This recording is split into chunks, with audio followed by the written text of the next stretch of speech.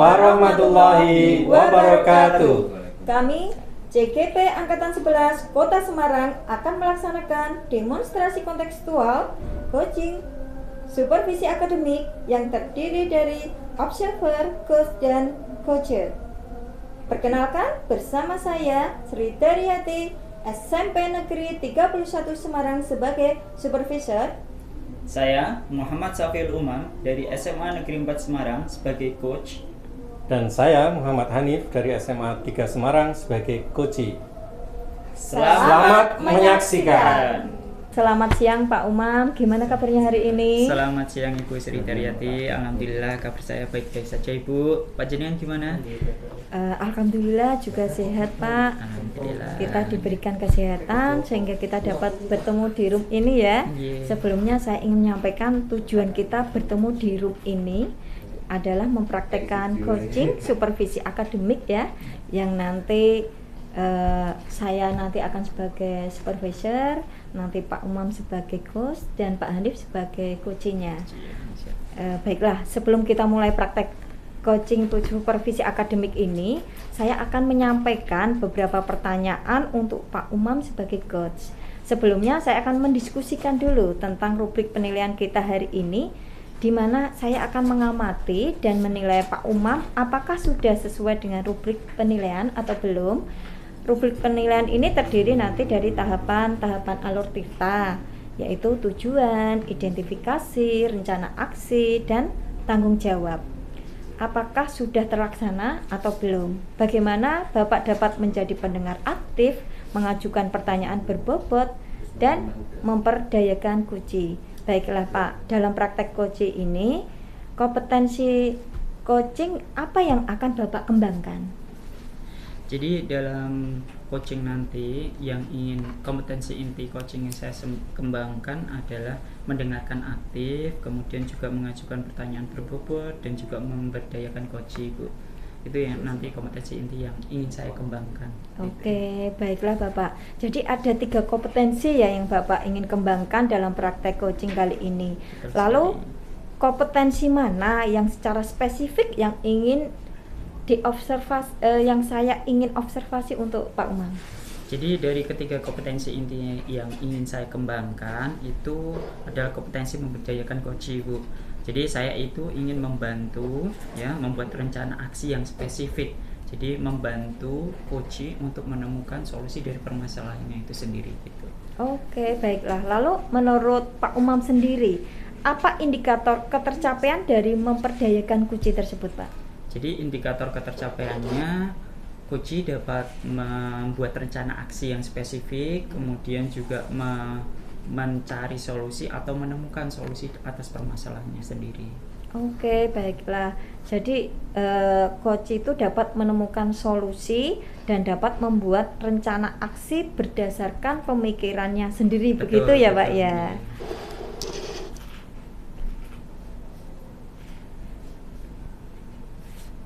Baiklah Pak, mungkin demikian pertanyaan dalam pra-observasi ini.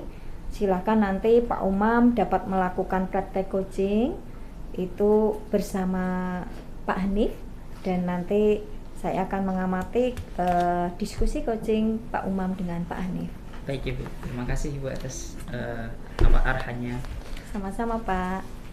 Assalamualaikum Pak Umam. Waalaikumsalam warahmatullahi wabarakatuh. Gimana Pak Hanif? Alhamdulillah Pak Umam. Ini mau meminta waktu Pak Umam. Ini saya mau konsultasi, sharing-sharing terkait dengan permasalahan yang ada di sekolah saya Pak Umam. Oh iya silakan Pak Hanif.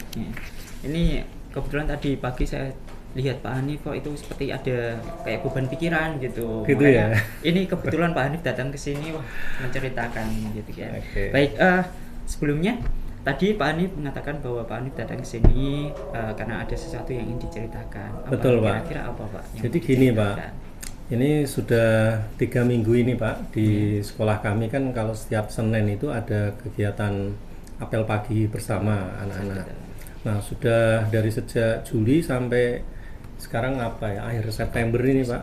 Nah itu ternyata masih banyak anak-anak yang datang terlambat Pak ketika apel pagi. Jadi awalnya memang apel pagi itu dimulai 6:30 Pak. Terus kemudian karena banyak yang terlambat, terus kita evaluasi. Akhirnya kita mundurkan jamnya jadi jam 7. Jam 7 kembali Jam lagi 7 ya, Pak. ya, tapi kok masih banyak yang terlambat lagi gitu loh Pak. Kira-kira sampai berapa anak Pak yang terlambat Itu itu? rata-rata di atas 20 anak Pak. 20 anak? Iya, 20 Lumayan anak banyak ya, tiap. Pak. Ini khusus hari Senin ya Pak ya, Biasanya apel pagi. Seninnya, Pak, ya. Berarti selain hari Senin jarang ya Pak atau Ya, kalau selain hari Senin sih 1-2 ada, tapi relatif tidak sebanyak hari Senin. Nah, gitu. Baik, dari permasalahan yang tadi Pak Hanif ceritakan atau utarakan, kira-kira harapan apa yang menjadi harapan Pak Hanif? Gitu. ya harapan saya dan sekolah tentunya ya. Ya. Harapan saya anak-anak lebih disiplin. Jadi kalaupun ada yang terlambat tidak sebanyak itulah. Kalau 1-2 kita masih toleran ya, Pak, karena mungkin kan faktornya banyak. Betul, Tapi betul. kalau lebih dari 10, lebih dari 20 ini kan menjadi keprihatinan Betul. kami bersama Pak. Oke. Nah, tadi dikatakan lebih dari 10 atau bahkan 20 gitu. Iya, Pak. Pak. Kira-kira sudahkah Pak Hanif mencari tahu atau kenapa kok sampai siswa tersebut terlambat gitu sampai segitu banyaknya, Pak? Menurut Pak Hanif apa itu kira-kira penyebabnya? Nah itu Pak, kita memang sudah mengidentifikasi tentang faktor-faktor apa yang menyebabkan anak-anak kok terlambat ini. Iya. Jadi sebenarnya kami itu sudah melakukan pendataan secara elektronik Pak melalui aplikasi sistem informasi keterlambatan siswa. ada Jadi di situ akan ketahuan berapa jumlah anak yang terlambat, siapa saja yang terlambat, alasannya apa juga sudah tercatat semua Pak. Gitu. Ya, dan Berarti kebanyakan sudah sebagian semacam besar ya. alasan itu tidak ini loh apa macam-macam. Ada yang alasannya sepele, misalnya memberi makan kucing. Nah itu Memberi makan kucing juga ini ya, kan Pak, ya? nggak pas kan ya. Iya, oke. Nah, kemudian dari permasalahan tersebut, kira-kira kondisi ideal seperti apa yang Pak Hanif inginkan? Jadi Pak Hanif itu pengen anak-anak seperti apa gitu. Ya. Kemudian. Inginnya tentu saja semua anak-anak datang tepat waktu Tepat sehingga waktu. semua bisa mengikuti apel pagi Acara secara pagi, ya. serentak dan hikmat kan. Kalau betul. semua bisa mengikuti secara serentak kan nanti apa yang disampaikan misalnya di dalam amanat pembina apel itu bisa tersampaikan dengan tersampaikan baik, dengan baik, gitu gitu, ya. Pak. Oke. Baik, dari kira-kira nih Pak, dari skala 1 sampai dengan 10, di mana 1 ini adalah permasalahan yang tidak terlalu harus butuh penanganan lebih, kemudian 10 itu harus atau seketika itu sangat-sangat membutuhkan untuk penanganan. Kira-kira dari skala 1 sampai dengan 10, posisi permasalahan yang Pak Hanif utarakan tadi ada di berapa? Kalau kita dalam bentuk skala ya Pak ya, mungkin sekitar 8 ya Pak. 8 berarti hal ini harus segera diselesaikan iya, ya Pak ya. selesaikan, Karena udah 3 bulan tadi iya, ya Pak ya. karena sudah 3 bulan betul Pak. Betul. Kalau ini terus berlanjut malah nanti jadi tidak kondusif lagi Ya, pembelajaran. ini kan jadi Oke Pak. Nah, kira-kira nih langkah yang sudah Pak Hanif tempuh untuk mengatasi hal tersebut itu apa saja Pak? Sudahkah Pak Hanif melakukan langkah-langkah antisipasi hal itu? ya, saya bersama tim sebenarnya sudah mencari beberapa terobosan ya, artinya mencoba untuk mencari cara bagaimana agar keterlambatan ini menjadi berkurang ya Pak ya. Yang sudah kami lakukan kemarin, kami sudah itu tadi Pak melakukan pendataan secara elektronik melalui aplikasi dengan harapan kemudian dari hasil pendataan itu kita publish di internal sekolah Pak dengan harapan anak-anak bisa merefleksi, oh kok saya terlambat, diketahui teman-temannya, ke depan ada istilahnya ada evaluasi dari diri si anak gitu sehingga ke depan tidak terlambat lagi. Tapi itu kok masih berulang. Berarti itu satu. untuk tingkat keberhasilannya masih belum begitu signifikan ya Pak ya? Iya, kalau dilihat dari jumlah yang terlambat masih di atas 20 itu apa yang kami lakukan itu menurut kami ya kurang berhasil. Oke. Nah, ini sekedar sharing ya Pak ya. Di tempat saya di SMA 4 itu Pak, ketika ada anak yang terlambat itu Pak, itu kita yang pertama Pak, untuk keterlambatan pertama itu kita suruh nelpon orang tua Pak. Jadi selain mereka itu saat itu juga kita bina, itu kita suruh mereka untuk nelpon orang tua. Jadi orang tua tahu bahwa hari itu anaknya terlambat. Biasanya saya suruh telepon sendiri, tidak guru yang jaga yang nelpon, tapi siswa tersebut yang nelpon orang tua yang sendiri menyampaikan ada 3 hal yang disampaikan. Satu, bahwa hari itu dia terlambat. Kedua, kalau sampai terlambat lagi nanti orang tua akan dipanggil ke sekolah. Nah, kita sebelum pertanyaan kedua ini itu kita sampaikan aturannya. Terlambat pertama memang kita suruh orang tua hadir, terlambat kedua nanti terlambat pertama telepon orang tua, terlambat kedua orang tua suruh hadir gitu. Nanti kalau sampai ketiga kalinya orang tua juga suruh hadir, membuat surat pernyataan gitu. Nah, setelah nelpon kita suruh anaknya untuk sebagai konsekuensi atas kesalahan yang mereka perbuat, kita suruh untuk membersihkan lingkungan sekitar, Pak. Bukan bermaksud ini menghukum ya, Pak ya. Yeah. Tapi kita berikan konsekuensi atas perilaku yang tadi dia terlambat gitu, supaya dia juga cinta akan lingkungan, kebersihan seperti itu. Itu Pak kalau di tempat saya. Dan alhamdulillah selama beberapa minggu ya, dari awal pembelajaran kemarin, tahun pelajaran baru sampai dengan sekarang semakin menurun. Turun Pak. ya, signifikan ya Pak. Iya, signifikan Pak. Dari dulu juga awalnya sama seperti kayak Pak Hanif itu, ada sekitar 10 sampai belasan anak yang terlambat. Tapi setelah kita menerapkan seperti itu, akhirnya turun. Nah, itu sharing yang yang saya terapkan di sekolah seperti itu Pak. Oke Pak, selanjutnya nggih Pak nggih. Jadi kira-kira nih dari yang Pak Hanif utarakan tadi, itu kan ada berapa hal tadi Pak yang sudah dilakukan. Yang pertama itu membuat aplikasi pendataan itu untuk merekap siswa yang terlambat sudah berapa kali. Terus yang kedua itu tadi tentang kita mempublish siswa yang terlambat di internal sekolah supaya siswa tersebut juga bisa mengkoreksi dirinya sendiri. Oke. Baik. Setelah ini kira-kira nih Pak, rencana yang akan dilakukan untuk mengatasi hal tersebut itu apa Pak? Jadi setelah mendengarkan apa yang disampaikan Pak Umam tadi cukup menginspirasi ya Pak ya. Ini memang belum pernah kami lakukan cara seperti yang tadi Pak Umam sampaikan itu ya. Barangkali itu bisa menjadi praktek baik yang bisa kami lakukan juga di sini. Kami akan coba berbagai macam cara agar keterlambatan ini menjadi menurun ya Pak. Tapi perlu diingat ya Pak ya, jangan memberikan sanksi berupa fisik Pak ya, karena kan sekarang itu sangat sensitif sekali ya Pak orang tua siswa itu. Kita mendisiplinkan dengan cara mungkin disuruh dijemur di lapangan ya Pak ya. Kalau dulu zaman kita kan seperti itu ya Pak ya. Kemarin kita juga sempat mau seperti itu Pak. Apakah dengan cara yang agak ekstrim kayak gitu ya, tapi nanti takut malah betul. Orang tua nanti yang tidak terima gitu. Memang saat-saat sekarang ini hal-hal seperti itu sudah tidak cocok diterapkan di anak-anak sekarang itu Pak. Nah, kita lebih ke pendekatan persuasif, pendekatan secara psikologis seperti itu Pak. Baik, kira-kira nih untuk merealisasikan rencana Pak Hanif itu tadi kira-kira membutuhkan berapa lama waktunya kira-kira? Untuk merealisasikan. Ini kan sudah berjalan 3 bulan nih. Betul. Ini karena 2 minggu ini kita kan off ya, nggak ada kegiatan apel pagi karena ada kegiatan asesmen bersama. Terus kemudian ini hari Senin juga ada kegiatan Maulid Festival. Besok upacara, mungkin baru minggu depan kita akan coba eksekusi dengan cara yang baru tadi. Oke, siap. Baik Bapak. Kira-kira nih tadi kan udah disampaikan bahwa besok Minggu nih akan mulai untuk mempraktekkan hal itu. Nah, komitmen seperti apa agar rencana Pak Hanif ini berjalan dengan lancar?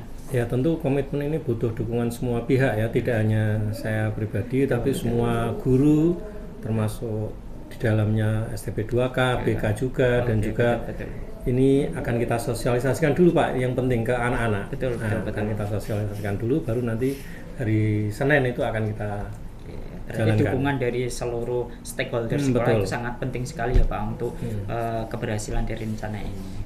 Baik, nah selain itu dukungan apa saja yang Pak Hanif butuhkan supaya rencana yang Pak Hanif akan realisasikan itu bisa berhasil? Ya tentu dukungan dari semua pihak ya tentunya ya Pak ya. Dukungan apa? Termasuk orang tua juga Pak. Orang tua ya kita sebenarnya sudah menyampaikan ke orang tua, tapi atas beberapa siswa yang memang akumulasi keterlambatannya itu sudah sangat banyak. Banyak. Oh, Ya. gitu ya. Ya. Oke. Nah, adakah dukungan lain selain itu, Pak? Dukungan lain Belum ya, belum Pak, ada ya. belum, Pak. Oke, siap. Baik, Pak. Apakah ada hal lain yang ingin Pak Hanif sampaikan?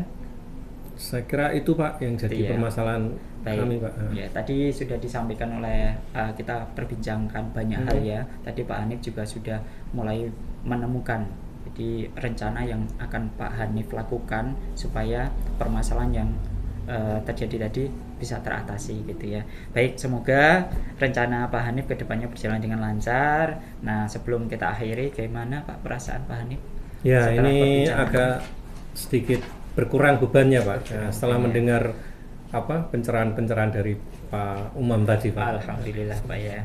Baik, saya juga cukup senang karena Pak Hanif sudah secara terbuka mengungkapkan perasaannya, mengungkapkan permasalahannya.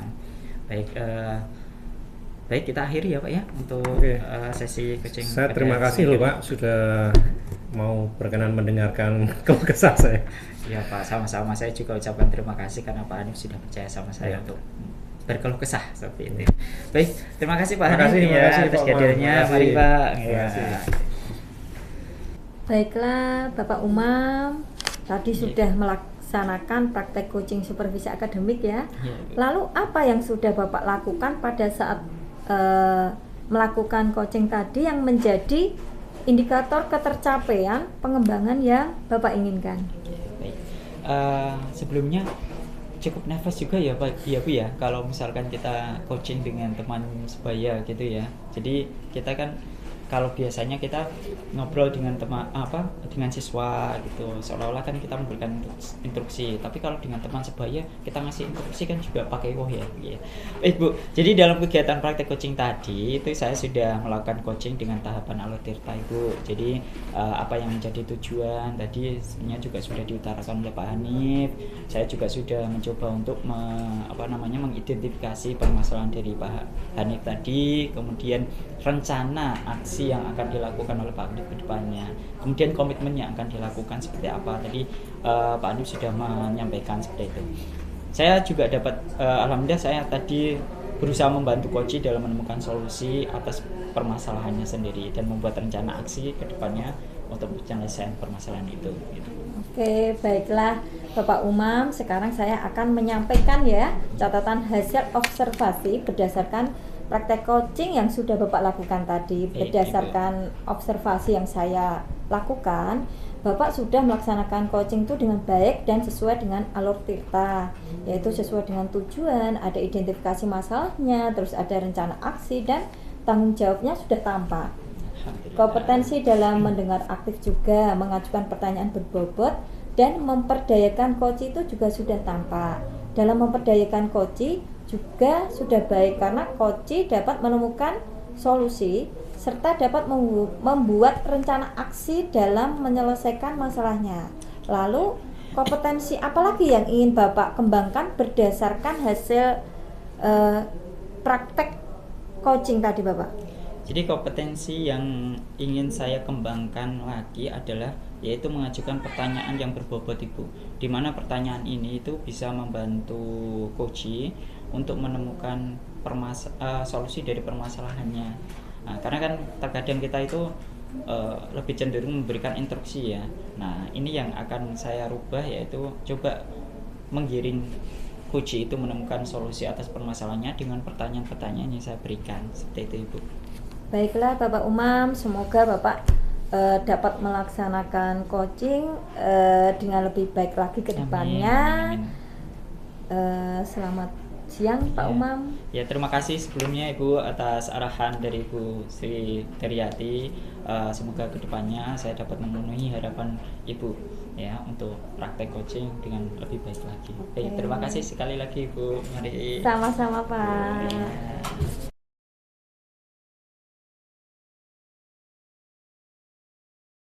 Demikian pelaksanaan demonstrasi kontekstual modul 2.3 coaching supervisi akademik. Semoga bermanfaat. Wassalamualaikum warahmatullahi wabarakatuh. penggerak, tergerak, bergerak, menggerakkan.